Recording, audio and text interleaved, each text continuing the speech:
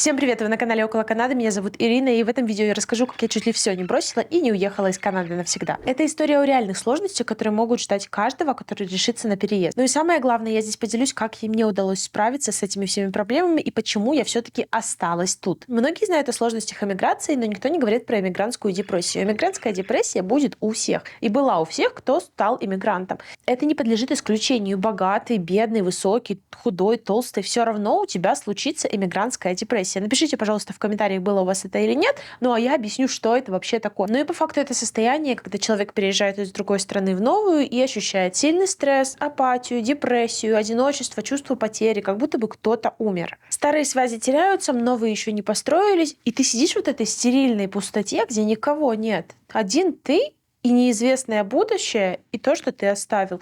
И вот здесь начинается у всех просто ломаться мозг, и это очень сложно. Это может идти год, это может идти два, это жуть, как сложно. Наверное, нет ничего сложнее в жизни, чем того, что я переживала в эмиграции. И, честно говоря, я думаю, что никогда не поймет это тот, кто никогда не эмигрировал. И это самая первая и главная проблема, которая меня очень сильно потрясла, и которую я очень долго переживала, и которые до сих пор, до сегодняшнего дня, уже 2 и больше года я живу в Канаде, уже третий идет, я до сих пор имею проблемы с вот этой иммигрантской депрессией, которая периодически ко мне возвращается. И узнавая у других, у своих знакомых, было ли у них такое, все как один говорят, да, это есть, и это не какой-то миф, это реально. К этому присоединяется вот это вот канадское чувство, и даже у канадцев, которые по 20 лет, 30 лет назад сюда эмигрировали, они мне говорят, да, это чувство, когда ты не знаешь, что будет завтра, ты не понимаешь, получишь ли ты документы, ты не знаешь, сколько тебе ждать, подвешенное состояние, где ты как будто бы уже живешь и должен жить, работать, оплачивать счета, кушать, там, не знаю, ходить в туалет, но ты не можешь, потому что нормально все это делать, потому что ты постоянно вот так вот сидишь, а выгонят меня, а поеду, а куда уезжать, а вещи, а стол, а ламинат, а диван покупать? Не, покупать диван не надо. Не, дорогие, мы книжки не будем покупать. Куда книжки? Мы же скоро уезжаем. Куда уезжаем? Мы собираемся уезжать? Нет, вроде не. Вот просто какой-то, я не знаю, психоз внутри, ты не знаешь, что тебя ждет дальше. Я думаю, что многие из вас, эмигранты, мы с вами, да, это ощущали. Пожалуйста, напишите в комментариях, что я такая не одна, иначе я подумаю, что это странно. Кстати, спасибо вам вообще огромное, что вы со мной. Я очень благодарна, что вы смотрите мои видео. Мы с вами такая маленькая семья.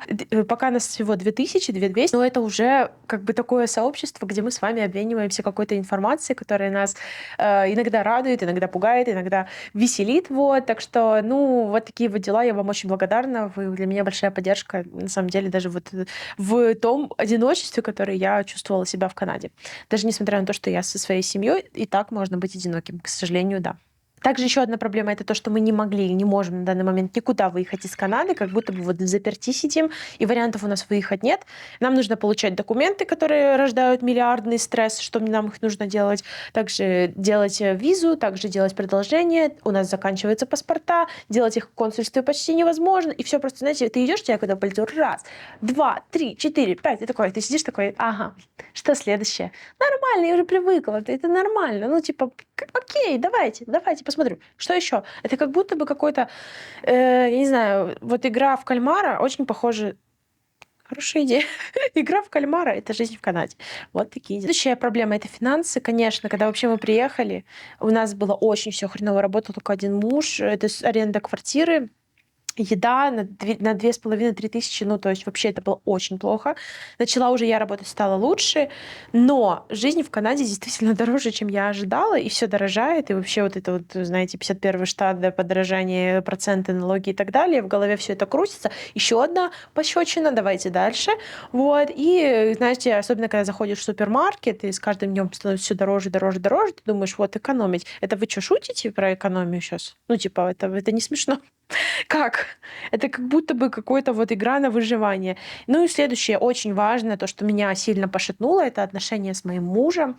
Мы на самом деле люди с определенными проблемами, как и каждый из нас, я так предполагаю, вот. И некоторые проблемы какие-то решились, некоторые нет, но мы приехали с багажом своих проблем, к чему-то мы привыкли, к чему-то нет, и началась иммиграция, и тут повалилось опять. Ну, как вот все, весь этот комплекс, то, что я рассказала вам ранее, навалился на наши отношения, плюс у нас был 7-месячный сын, и на самом деле наши отношения очень сильно пошатнулись, то есть, ну, как бы очень стало отдалились, очень с друг другом стали мало разговаривать, и вот на протяжении нескольких лет это проходило, это было жутко, потому что просто невозможно было как бы себя пересилить на то, чтобы дать кому-то поддержку, когда ты сам в ужасном состоянии. То есть это периодически происходило, но не постоянно. То есть мы каждый знаем, что в семье мы должны быть иногда в родителей, иногда мы впадаем в ребенка, иногда там мы просто взрослый человек, который просто игнорирует, да, какие-то чужие, не твои истерические позывы. Но в целом мне просто не удавалось быть в нормальной позиции спокойной, потому что я была очень сильно растеряна, потеряна, и у меня не было просто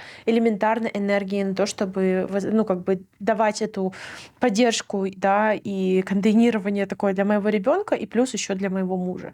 На данный момент я уже, дай Господи, пожалуйста, что уже у нас более-менее все наладивается, и мы как бы немного обосновались, нашли друзей, успокоились. Кто знает, что будет дальше. Ждем как бы следующую пощечину, но надеюсь, что будет в этот раз поглаживание. Хоть когда-то уж она должно прийти. Наступил переломный момент, о котором я, в общем-то, и видео это записываю, относительно того, что вот я думаю, все, собираем вещи и уезжаем. Честно говоря, я признаюсь, откровенно скажу вам, что я думаю, что мы много раз об этом думали. За всю нашу жизнь в Канаде мы думали собирать вещи и переезжать раз 30, наверное. То есть бывали настолько сложные моменты, что ты думаешь, я не знаю, как дальше. Я не справляюсь, я не могу. Мы не знаем, как просто дальше идти, как финансово из этого выбираться, как психологически, ментально из этого выбираться, социально как из этого всего убираться, как выучить этот язык, как нам купить этот сраный дом в кредит, как нам хоть что-то закрыть в своей жизни. Ни хера не получается, и ты не знаешь, что с этим делать. Но самый жесткий переломный момент случился вообще недавно, кстати, у меня. Перед Новым годом, как раз тогда, когда я сейчас снимаю свои студии, которые скоро отдаю, к сожалению, я к ней уже так привыкла и так люблю. Это крошечная комнатуха за $1200, ребятки. Каждый месяц нужно платить. Как бы все окей, но это слишком мало для того, чтобы вообще я взяла ее для личного пользования. Я не рассчитывала ее как на аренду сдавать для того, чтобы кто-то сюда приходил, да, потому что мне показалось, что она маленькая, несопоставима с тем, как должна быть студия. Для там до 5-4 человек окей, супер, я справляюсь, хотя не всегда комфортно. То есть я поняла, что это очень дорого иметь что-то вот такое у себя себе в Канаде, потому что, во-первых, очень мало кто себе это может позволить. Во-вторых, это реально тянет на кошелек, да, и я просто, можно сказать, работала в ноль, оплачивая студию, плюс какие-то всегда декорации нужно или еще что-то купить. В общем, это достаточно трудоемко. И вот как раз у меня случился этот переломный момент, когда я поняла, что, типа, я работаю в ноль, даже в минус какой-то, холода уже третий месяц идут или какой там второй месяц идут. Я это все вокруг валится. Там у ребенка проблемы тоже непонятно, что с садиком какой-то там он такой не очень, как бы мне хотелось. Там есть какие-то небольшие проблемы. Может, я в отдельном видео расскажу, что меня смущает в канадских садиках, потому что меня много что смущает в канадских садиках, действительно. Вопросики к ним есть. И плюс еще вот там отношения наши с мужем, плюс ты не знаешь, что дальше с документами. И вот у меня просто навалило еще раз это на меня депрессия. Я уже не знала, что делать. Я думаю, все, нахрен, и едем куда-нибудь, я не знаю, то ли в Польшу обратно, то ли в Португалию уже думаю поехать, в Черногорию, куда уже только не думаю поехать. У меня всегда рождается такая мысль. Типа, моя жизнь идет, она в какой-то момент закончится, мы не вечные. То есть, хочу ли я жить здесь всю жизнь? Вы напишите сейчас в комментариях, да, кто тебя тут ждет? Типа, ты сюда приехала по документам, ты еще здесь не останешься и так далее. Если хочешь, останешься. Тоже добавить, мне часто пишут в комментарии, типа, не говори ничего плохого про Канаду, вас за это выгонят. Или там, не говори ничего плохого про Канаду, тебе не нравится, уезжай. Это комплекс вот этого вот «я хороший», нельзя показаться, что я кому-то и где-то плохой. Ребятки, от этого нужно избавляться, это херня полная. Я думаю, что мы должны понимать, что в каждой стране есть свои плюсы, есть свои минусы, и нужно это принимать как есть. Мы не можем просто сидеть и говорить, как же все замечательно, это идеальный мир, ни одного черного пятнышка, ни одной грязинки, пылинки не видела тут. Вы что, серьезно? Посмотрите на реальность. Здесь есть плюсы, здесь минусы есть. Все, как бы, я обсуждаю часто и то, и другое. Это нормально, это жизнь, здесь не бывает все идеально. Вот это искоренять нужно из себя вот эту херню СССРовскую, типа, молча, тише, никому ни о чем никогда не говори, все хорошо, вот бы кому плохому не показаться. Да идите нахрен. Здесь не такое общество. Понятно, я никогда никому ничего Понятно, если мы говорим о людях или говорим с людьми, ну, нельзя пересекать какие-то личные границы, но я говорю о вещах, которые касаются многих людей здесь, и многие канадцы даже это понимают и спокойно обсуждают. Единственное, что они обсуждают, это почему-то тема денег. Вот. И для них это как-то очень отдаленно. Никогда не говорить деньги, это прям вообще закрытая тема. Вопрос, почему до сих пор для меня это не открылось. Короче, реально было так хреново, я не знала, что делать. Для меня был как будто вот выход, я не знаю, уже бежать. Знаете, как крыса с тонущего корабля. Короче, я не сбежала, значит, не крыса. По плану у меня идет следующий пункт, почему я осталась. Ну, я осталась, потому что я все-таки пересилила себя, подумала, что трудности это временно, что сейчас это закончится, сейчас будет новый сезон, так как я фотограф, для меня это важно. Да, у меня большая на сезонность работа, хотя и вне сезона тоже есть работа, но все-таки большая часть работы у меня там идет весна, лето, осень. Вот, ну и зима, первый период зимы. Так что я подумала об этом, потом подумала о том, что у меня есть сын, мне нужно думать о его будущем. И, в общем-то, наверняка и в 100% я, когда уезжала из Польши, я думала о его будущем, потому что я хочу, чтобы мой ребенок жил в хорошем обществе. Я не говорю, что в Польше плохое общество, просто мне хотелось еще лучше, подальше от всех военных действий и так далее. Многие удивляются, зачем было надо уезжать с Польши?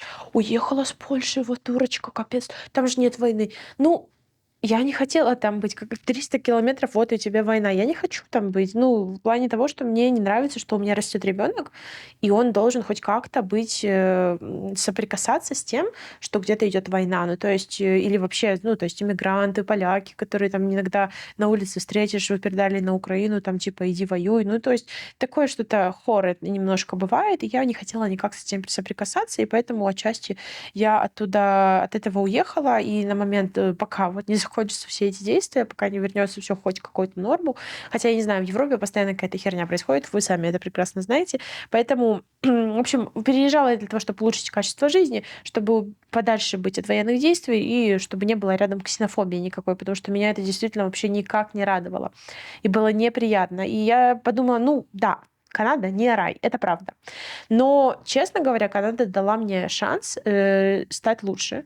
И я здесь много чего, как бы, ну, многому чего научилась. Английский язык, отношение к другим людям, уважение личных границ, обучение вождения. Я здесь водить хорошо начала сама, вообще не парюсь. Теперь как бы я на колесах, куда хочу, всегда поеду, и проблем никаких нет. И даже еще один такая практика езда на льду, да, где заносит, и вообще непонятно, что происходит. Где я еще такому научусь?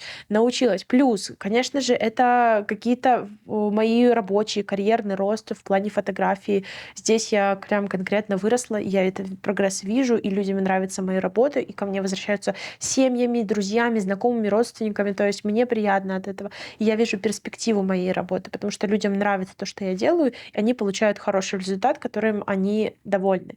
И поэтому я как бы счастлива продолжать это делать. И вот эти пункты, они собрались воедино, как через неделю моих страданий и плача. И я все-таки приняла то, что, ну, на данный этапе моей жизни, если все будет хорошо, если нам разрешат остаться, то, наверное, я бы оставалась тут. Вопрос только заключается исключительно в документах, потому что документов просто нет. И когда мы их получить сможем, непонятно. То есть, может быть, мы может, вполне себе допускаем такую возможность, что нам просто скажут, типа, ну, закончилась виза, вон выход. Я не думаю, что здесь так личностно все оценивается, типа там каждую семью ждут, удерживают, чтобы никто не уехал. Маловероятно, поэтому в случае таком, ну, как бы, что нам будет оставаться делать? Мы не будем как бы сидеть нелегально где-либо, потому что это странно, непонятно для меня вообще.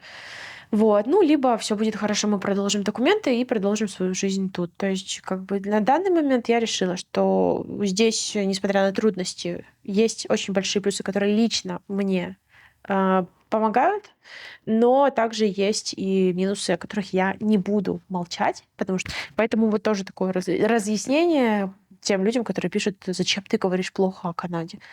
Потому что это жизнь, потому что здесь не бывает все идеально, потому что нужно искоренить из себя дерьмо, которое нам впихнули, то, что нельзя говорить плохо о чем-то.